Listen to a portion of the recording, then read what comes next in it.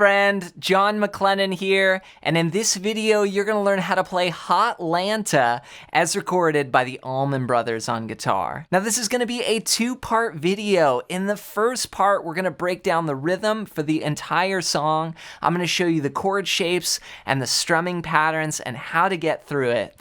And then in the second part we're going to dive into more of the lead parts and the melodies, and then you can put those both together and really have fun jamming this song. Before we dive in though, if you're new here, I want to hook you up with a gift right away. I put together this awesome fretboard guide that's going to show you the 5 must-know chords and scales for playing in any style, anywhere on the neck. And the scales and chords on this page are going to tie in directly with today's lesson, especially when we get into soloing over this chord progression. It's really going to help you out. So grab your copy completely for free. Just go to johnmaclennan.com/fretboard guide or use the first link down below. All right, well, let's break down this tune. Let's break down how to play Hot Lanta as recorded by the Allman brothers on guitar. Now, we're going to start off with just one main chord shape that we're going to move around through this blues progression, and then we'll finish with this funky riff. Let me play it for you first. Here's what it sounds like.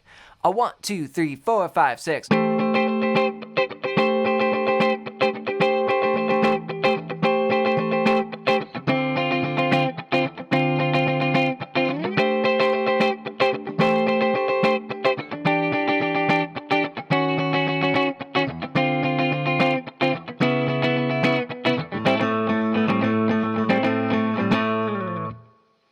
All right, so your typical blues is 12 bars long, and this is 12 bars long, but then we add 2 extra bars of this riff. So the total ends up being like a 14-bar blues, which is a cool little twist here. We're gonna start out on, the chord is like an A7 sharp 9 chord.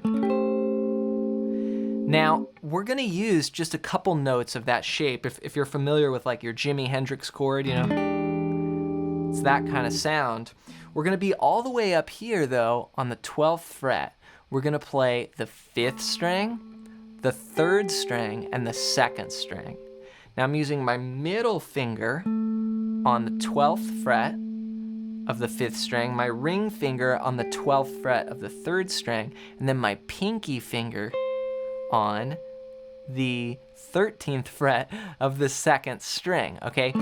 So just those 3 notes. Now, this is a very common chord, and it's a very useful chord for rhythm guitar. Now, that may be a weird fingering for you using your middle, ring, and pinky, but I really would recommend getting used to that.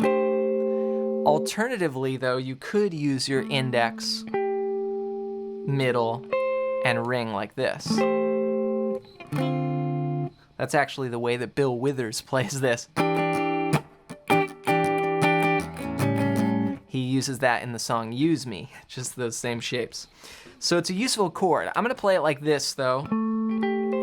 That feels comfortable for me. Now the trick with this is a couple things. One, you've got a lot of muting going on. So I'm muting the low E. Basically any string that I'm not playing is muted, and that's done with my fretting hand, like I'm leaning up or over to mute off those strings. So really I can dig in with the strum hand going back and forth, but you're not gonna hear like all the open strings like that. So it's just really tight.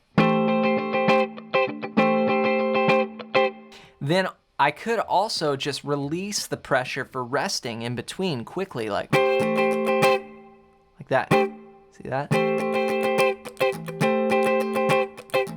So let's talk about the rhythm. We're in a 6/8 time signature. So I'm thinking, oh, 1, 2, 3, 4, 5, 6. 1, 2, 3, 4, 5, 6. But I'm actually subdividing in my mind 1 and 2 and 3 and